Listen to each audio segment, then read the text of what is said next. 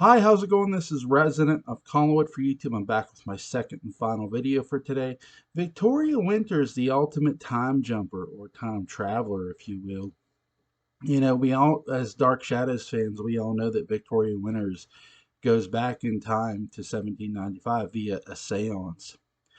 But after that, when you really look at the character of of her, she's able to go back again, without a seance. She just goes. She just vanishes. And, I'm going to be honest with you. I'm going to give my theory as to why. I think right here, Dark Shadows was, I love this because I think in many ways, subconsciously, without, I'm not saying the writers were doing this or suggesting this, but without even realizing it, they're sort of creating a character unto themselves with a you want to talk about another potential spin-off that could have happened, it would have been with Victoria Winters. Um, again, I credit Patrick McCray, my buddy. Shout out to him. Again, again, there weren't spin-offs in the '60s, and it's a shame there weren't because again, this could have been another one of those. I've talked about where Carolyn could have went after her dad, instead of killing off Jason, but they kill off Jason. Again, I'm not complaining. I'm not trying to Monday morning quarterback. I'm just giving what if. Here's Victoria Winters. She goes back in time again, to 1797, 1796. Or sorry, 1795. I apologize. 1795, 1796. And again, she gets, Barnabas saves her with the help of Angelique. Obviously, Angelique's trying to betray him. Let me give you my theory of what I think happened to Victoria Winters you know, after we lost sight of her. I think she just kept going through. I don't think she kept going through time right away. Do I believe Jeb Hawks that he pushed Victoria Winters off Widow's Hill? Yes. Do I believe she died? No. Why? Here's a woman who who could go through time now at will. I believe she was falling. Jeb didn't watch her hit the rocks. He just assumed, and she kept falling through time, falling, and finally landing on a safe spot. That's why I say Victoria Winters is the ultimate time jumper. I think by this time itself either didn't know what time period Victoria Winters belonged to, and or, you know, I've talked about in my previous video that Dark Shadows introduced characters we didn't necessarily see, like Fate or Destiny. Time itself is literally a character in Dark Shadows. So I'm sort of wondering because we don't see like a time guardian or something.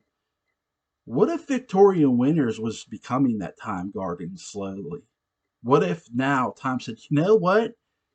We don't know what time you belong to. We've got to sort this out. So as she's falling, they open up a time portal.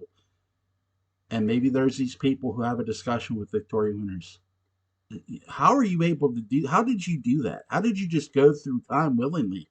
We know the seance thing, sure, that could happen. But you just went through it again a second time. And now here's Victoria Winters. She's able to go through time. And no, I'll say this. I'll give a huge shout out to John Philip Betancourt. He had Victoria Winters able to sort of go through time at will, where she could control it. Now, I'll leave a link to Return of Dark Shadows in the description box. That was part of his story. And that's amazing. Now, do I think she was in control of this through in the No, I think this is something where she was literally going through time and had no control of it. She could just go through it. This wasn't something in the original series, I mean, this wasn't something she had control of. And why would she? She had no real abilities. We've seen people, with abilities. We've seen Roxanne Drew be psychic, Pansy Faye. I dare say Count Ptolemy was born with his powers.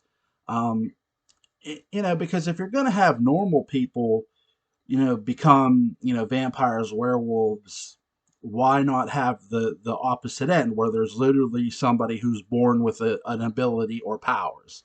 Like Roxanne Drew. Roxanne Drew, I believe, was born with her psychic ability. So that's a touch up on the previous video. With Victoria Winters, I don't think she starts off with an ability, but she could certainly, as hell, inherited one, or it could just be time itself.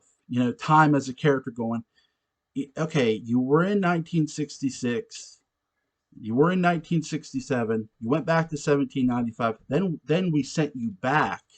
I believe Time did literally send Victoria Winters back to her own timeline, but then she comes back again, and it's like, okay, do you not believe you belong to that time? I gotta believe Time as a character literally, and I don't think the writers are necessarily doing this. This is just my interpretation. Time itself is sort of debating, okay, who are you really, and where do you belong? And since you can't figure out, neither can we, we're just going to have you go through this time portal. We don't know where you belong anymore. We're not sure ourselves. And really, I couldn't blame, Time itself as a character if it did do this. Because Victoria Winters, well, what time does she belong to? Does she really belong to 1966? Does she really belong to 1795? We're introduced to her in 1966. So, I mean, we could say, hey, yeah, sure, she's from the 60s, but Time itself, it can't make up its mind simply because Victoria Winters can't make up her mind either. You know, again, I've talked about physical being, right? Where, okay, Victoria Winters physically, her physical body switches places with Phyllis Wick. So now Victoria Winters, who isn't Phyllis Wick, and we know it, is back in 1795. Phyllis Wick does not belong in 1967. This is why time freezes, right? She doesn't belong here. Phyllis Wick, time, hey, you don't belong here. So time knows I have to let these events now play out in order to go forward to catch up. So it's an interesting dynamic, right? So now, when Victoria Winters does go back, as I've discussed a bit in this video, sorry if I'm repeating myself, I'm not trying to. When Victoria Winters goes back, okay, she's in her normal timeline. So we think, right? So we're led to believe we could literally now question: was Victoria Winters always a time traveler, or is this just something that happened to her? That's a debated question you could have, right? With this now, after she comes back, here comes Peter Bradford, right? I'll find you through time. I'll find you. Okay, why that? Why through time? I'll find you. You know, is there now a time dilemma, or is there something that Victoria Winters is doing from a subconscious level that she brought him with her? Did she bring him subconsciously with her somehow? We don't know. You could sort of say yes or no to that. It's a interest again. It's an interesting dynamic. So now with Victoria Winters, when he goes back, it's like, I got to go back, even though that's not her timeline. But now we have to question, well, now that she's able to go back like that without a seance, what is her timeline? We don't know now. We can't sit here and say concretely now it's 1966. Or is it? Again, it's one of the best mind boggling questions I'll leave you guys with because, again, I'll give credit where credit's due. John Philip Betancourt did give her the power to actually control time travel. Whereas in this, I don't think she's deliberately controlling time travel, but maybe now she's inherited that ability, and that could be something. So, Victoria Winters, the ultimate time jumper. No, I do not believe Victoria Winters is dead, obviously. We didn't see a body at Widow's Hill. And no, though while Dark Shadows isn't exactly horror, and it has horror elements, my friends, what's the number one rule in horror? They're not dead unless you see a body. And you saw the, well, actually, you saw the murder and then you saw the body in that order. All right, guys. I hope you have a wonderful, wonderful Tuesday. I'll see you.